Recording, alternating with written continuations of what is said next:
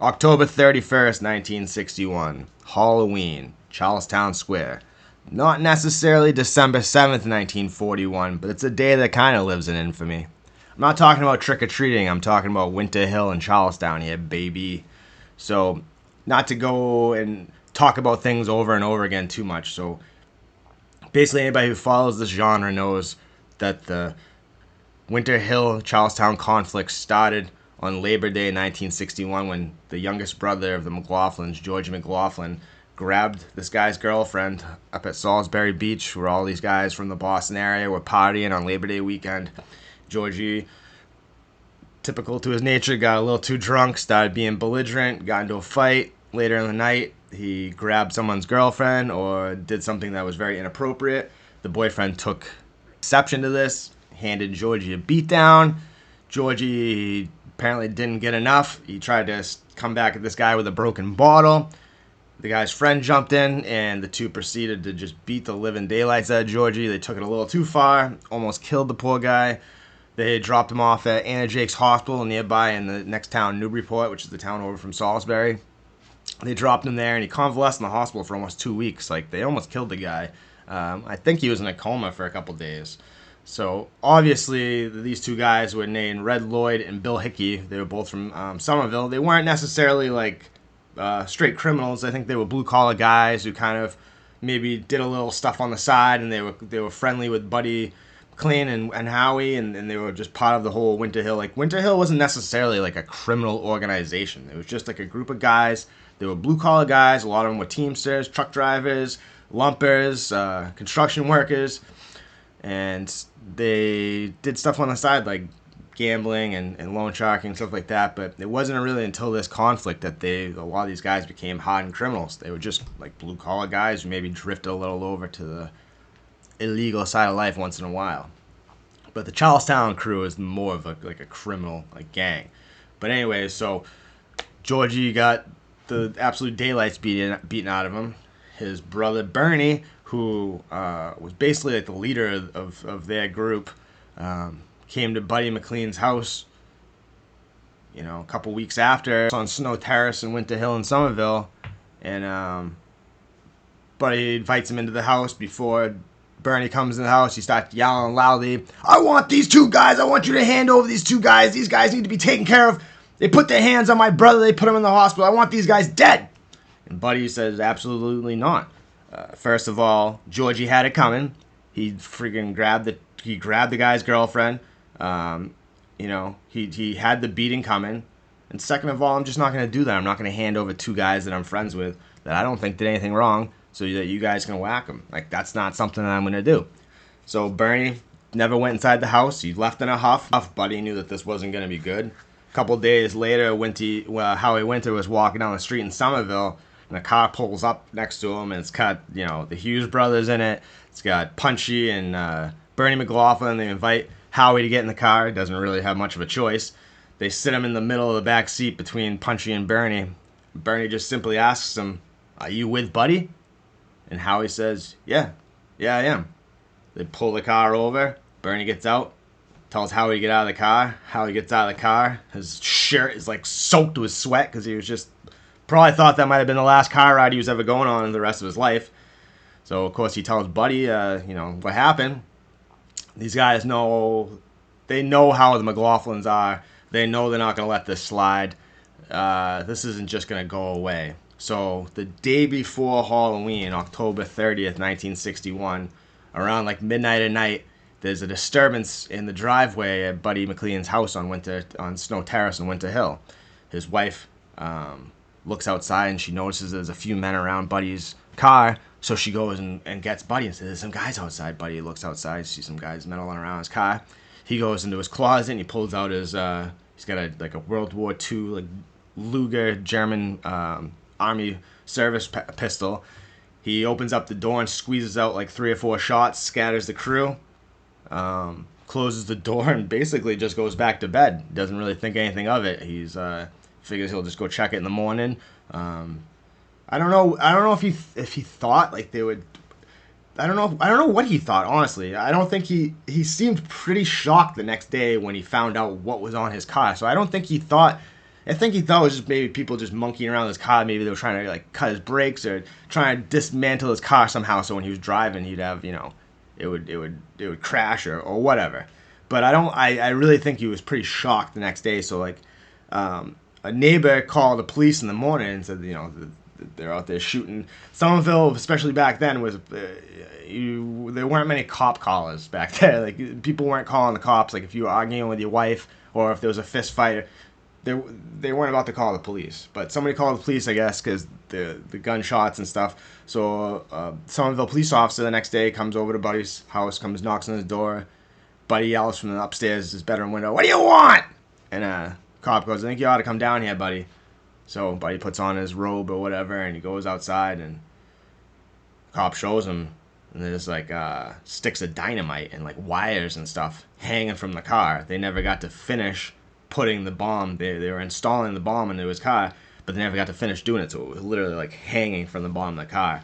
And Buddy's face, like the police officer said, he had a dramatic change in attitude in his face and everything. And the cop started to fill out the report. And Buddy said, "Put that pad of paper away." The cop's like, "Huh?" And he goes, "I'm going to take care of this myself." And that was the way it was back then in Somerville. The cop put his pad of paper away and went home. Went back to the police station and said, "Okay, yeah, this is none of my business. I'll let you guys handle it." Different world. So the real thing, though, was that the McLaughlins thought that this was Buddy's car and that Buddy was going to get in it the next morning and drive somewhere, and he was going to get blown up. But that was not the case. Buddy's wife was taking their 4 children in the car the next morning to go do something. I don't know what it was, meeting, going to visit family or whatever. But if he didn't catch them in the act of placing the bomb, Buddy's wife and his children and his whole family would have been blown to smithereens. So he was like through the roof. So he's not going to waste any time. He's going to go right back to the McLaughlins now. So the very next day, Charlestown Square, around a little bit before noontime, Bernie McLaughlin sitting in the Morning Glory Cafe on Chelsea Street, right off of Charlestown State Square, and he's having a couple morning cocktails. Starting the day off right. That's a pretty typical thing back in those days. I feel like a lot of those guys, they had liquid lunches and liquid breakfasts and liquid dinners. I don't know if they actually ate any actual food or they just got all their calories and substance from the beer. But he's having his morning drink down there, and then he goes, and I guess his car, after all this happened, the police looked in his car and stuff that was parked right there, and he had, his car was packed up like with all his belongings, like he was about to skip town, and he probably knew that the police were going to come asking about the explosive device found in Buddy McLean's car, and that he was probably one of the main suspects because just a few weeks or a month earlier, he was at Buddy McLean's house having a loud shouting about he wanted guys killed and he wasn't going to take this sitting down, and he was going to, he was basically threatening Buddy McLean, and then a couple weeks later there's a bomb underneath his car, so he had to know that he was one of the main suspects.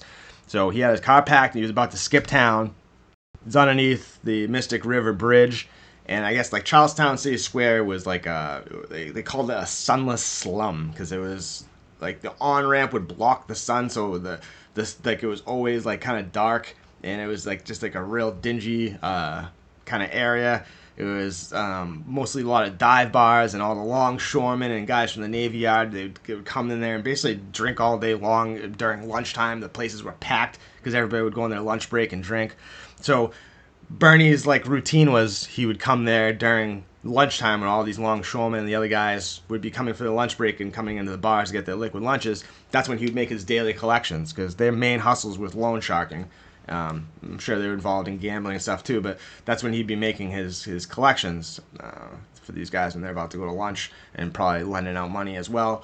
So anyways, this local girl named Linda Lee, who I guess was like a singer who lived nearby, she happened to walk by, and the reason why I'm saying her name is because she was the one that identified Buddy and Bobo as the people that perpetrated the crime. She was the sole witness, even though there was like apparently like more than 100 people in the area during the time of the crime. So a little bit after lunchtime, around noontime, it was about 12:35, a black sedan pulls up in front of Richard Bottle Liquors, which is like across the street from the Morning Glory Cafe. And two men get out of the car, and one of the men is wearing a brown suit. He's about 6 feet tall. He's wearing a trench coat, and he's got like these big tortoiseshell sunglasses, kind of trying to protect his face or his identity, so you can't see his eyes. And Linda Lee noticed these men because she had seen them earlier in the day, kind of canvassing the area. So that's the whole reason why she was able to like point these two guys out, because when she saw them walking across the street towards Bernie, she's like, "Wait a minute, I seen these guys earlier today." And I remembered because they were like wandering around the area, and they were canvassing because they were planning on doing this later in the day, and they wanted to find out where was the best places to do it, where to have the getaway cars parked. They were just planning it, and they planned it perfectly because it was like one of the most perfectly executed hits in the whole 1960s gang war, honestly. So the two men walk up across the street. Bernie's sitting there making the collections. There's a few guys basically that kind of stand in line to give him money or to place bets or whatever. Two guys walk up. The guy wearing the trench coat and the tortoiseshell glasses starts making his way faster towards Bernie, making kind of like a beeline right towards Bernie. He pushes a couple of the guys that are standing in front of Bernie out of the way, the longshoremen, and about 6 feet away from Bernie, he raises up a .38 caliber handgun and shoots Bernie twice in the head as Bernie's body's falling. He shoots him twice more in the body, and a fifth shot is shot, and it misses, hits the sidewalk, and kind of goes errant and wild and hits the sidewalk on the side of a building. Bernie's body drops. He rolls like off the sidewalk into the gutter in between a car, and his body was like kind of hidden by the car in between the sidewalk and the gutter. Instantly dead. He was shot twice in the head, so instantly gone. The two men start running across the street. The man who shot him handed the murder weapon to the other man, who took off, and they ran separate directions. So the shooter went underneath. He like ran up the street, ran underneath a tractor trailer that was like kind of blocking an adjacent street, and then crossed the street, jumped into a waiting car who had a driver already waiting for him. The trunk was popped, so when they drove away, you couldn't see the license plate. And then they were basically parked directly in front of the on-ramp to the Mystic River Bridge. So they literally jumped right onto the on-ramp, onto the ridge, and boom, out of Charlestown. And then the other guy who had the murder weapon, who the shooter handed to him, ran off in the opposite direction, ran through an alleyway to an adjacent street, and jumped into another getaway car and took off. The police were on the scene within a couple minutes because it was right downtown in the middle of Charlestown Square. They closed the bridges, tried to stop anybody from coming in or leaving Charlestown. But by that point, it was too late because they literally, within not even a minute after the crime took place, these guys were on the on-ramp, on the bridge, and gone. Like I said, it was just a perfectly executed hit. I mean, these guys, for such a short time amount, maybe they were planning it ahead of time and they just did it that morning because of what happened the night before, but they had already kind of planned, like, we're going to hit Bernie there. But I think that they just did it in direct retaliation for like what happened the night before about them planting the bomb underneath Bernie's car. So this was like a huge deal. So I guess then the Charlestown, the Boston police show up, and they're like asking Bernie, what happened, Bernie, who shot you? The guy's dead.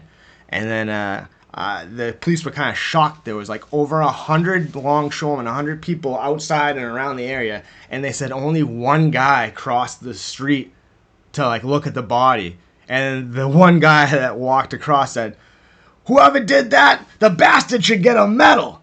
Saying whoever killed Bernie, the bastard should get a medal, because like that's the thing is like these McLaughlins and the Hughes and stuff, this crew in Charlestown, they were certainly feared, and I've said this before, they were certainly feared, but they were not loved. These guys were vicious and ruthless, and they weren't giving anybody any passes. They weren't being merciful to anyone. They were just like some real mean bastards, and they were the types that they would be getting drunk in bars, and they'd start doing stuff to people kind of for no reason, just because they were drunk and kind of sadistic. I mean, I don't know. They were very dangerous, violent guys. I'm not trying to like talk shit about them or whatever, but they were the much more like if anything, I'm saying that they were the much more dangerous entity compared to like Somerville, Winter Hill. So none of these guys, none of these longshoremen, these like hundreds of witnesses that saw anything, said anything, but this lady, Linda Lee, she did, and she said that she was the one that picked up Buddy and Bobo Petricone out of the lineup. So that's who ended up being accused of committing this crime. Buddy was obviously the shooter, that's what they said, and the Bobo Petricone was with him, and he was the one that was handed the gun. So they were both, so Bobo Petricone and Russ Nicholson, who Russ Nicholson was MDC cop, which is a Metropolitan cop, who was really good friends with these guys, and he was like a really he won medals and awards. He was like a really well-respected police officer, and because of his association with these guys, then the conflict that arose, he ended up having to resign. And he said he was going to reapply and get his badge back and stuff, but he ended up just delving deeper and deeper into the criminal world, and he ended up being murdered by, I believe it was Punchy McLaughlin and one of the Hughes brothers later in the war, and we'll talk about that. I'll probably make a video about him.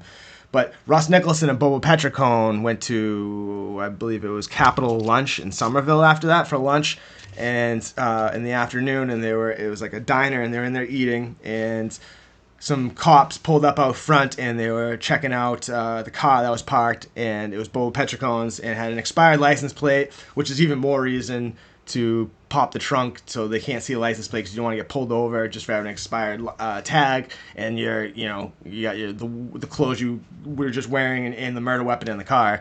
So they brought those two guys in on being suspects in the murder. Buddy McLean found out about 7:45 that night that he was also a person of interest, and they were looking for him, so he went and turned himself in the Somerville police station. Linda Lee picked these guys out and said, they were the guys that I saw. They're the ones that did it. They did one of those tests on Buddy McLean's hands to see if they can detect gunpowder on his fingers, and it was positive. But he said, there were some guys 2 nights ago trying to put a bomb underneath my car, and I shot at him. So I fired a gun. That's why I have the residue. So besides that, all he said was they grilled him. They grilled the other guys. None of them said nothing. Buddy just gave his name, his address, his age, and said, I don't know why I'm here, But when they asked him about why he had gunpowder residue, he said, that's a pretty darn good excuse to why to have it on your fingers. So anyways, that was November 2nd. They're arraigned for the murder. They're being held in Dedham jail, and Buddy's facing the electric chair if he's convicted. Massachusetts at that point still, pre-1980s, Massachusetts still had the death penalty. So this is capital murder, and if he's convicted, he's going to go to the death. He's going to get the death sentence. He's going to get the electric chair. So that's decided when they bring him for the first pretrial hearing on November 16th. It's decided that if he's convicted, he's going to get the electric chair. So, Buddy is gone from basically being like the king of Summerhill, truck driver, lumper, teamster, blue-collar guy who's known for being the toughest street fighter in the city, and now he's been drawn into this, it's basically now it's a war. The tensions were mounting. Everybody says the war started when Georgie did that stuff on Labor Day weekend, but when they tried to plant the bomb in Buddy's house, and the next day Buddy killed Bernie, that's when the war really started. That's when the violence started. That's when it started to escalate. And there was no turning back after this. And when Buddy, after the murder happened, I guess before he got locked up and they got arrested, Buddy met with all his major guys like Russ Nicholson, Howie Winter, Bobo Petricone, and they basically discussed, what happened and what was going on, and they all agreed that the McLaughlins and the Charlestown guys were never, ever, ever going to stop until every single one of them was wiped off the map. And this was about a true prediction as any ever before, because until every single one of these guys from the Charlestown crew was eliminated, they wouldn't stop. And it didn't matter how many of the other ones had been killed. There was only 1 or 2 of them left out in the street. These guys were very dangerous, very violent, deadly, and they would never stop. They had that Hatfield McCoys, that revenge, that blood feud. That's what this thing turned into. But a lot of the other stuff that's attributed to the 1960s Boston Irish Gang War, it's a lot of other people just got involved, and people started taking out people for old issues they had in the past, and the Italian Mafia did a little house cleaning, and people just started basically killing people and using the excuse of this conflict between Winter Hill and Charlestown as why a lot of other bodies were dropping. But this was the initial. This is the actual what I'm talking about here. Like Halloween Day, 1961 was the actual like first shot fired in the war. So on November 2nd, they go back to December 7th on Pearl Harbor Day. They go back to court, and Bobo and Buddy are issued a no bill. So that means that they, for whatever reason, the prosecution thought that they didn't have enough evidence to proceed with the case, and that they didn't have enough evidence to get a conviction, so they didn't want to try the case. And Buddy and Bobo were let go. And it was pretty shocking because it was like, what a brazen crime in broad daylight and high noon in the middle of the city. Oh yeah, and I forgot to mention, when they were being arraigned for the crime, they were arraigned at Charlestown District Court, which was less than 100 yards away from where they killed Bernie. So literally you could look out the window and see the crime scene. Like, that's how brazen this murder was. It was right in the middle of town, in the center of the city, like around everything, with hundreds of witnesses around, and the guy got away with it. I mean, that's wild. So if anything else, that would make the McLaughlins and the Charlestown guys want to get them even more. So it was just wild. So Buddy got away with murder, basically, but he was also, from a previous case, he had got into a big fracas in a Somerville diner and beat up like the owner pretty badly. So he had to go to Middlesex Superior Court for that. And in April of 1962, he ended up being convicted in that and did 2 years in prison. And honestly, it's probably why Buddy lasted as long as he did on the streets, because after this, these guys wanted him more than anyone. And it just kind of, like, after 1962, life got really kind of just ugly and dangerous and not very nice for all the people in Charlestown and Somerville and basically in the Boston area. The war just really started getting really ugly after that, and nobody could live in peace. A lot of these guys had to live like migratory lives. They couldn't live at home with their families and their kids because they would bring danger to them, because people would waiting for people outside of their homes and shooting at people's houses and trying to kill them as soon as they walked out their door. And so a lot of these guys were like renting apartments or staying in rooms or just flopping wherever they could just to stay away from their family and not bring danger back to their family. And I don't know, it just was a really crappy time for a lot of people. And I feel bad for like Buddy McLean's family and stuff.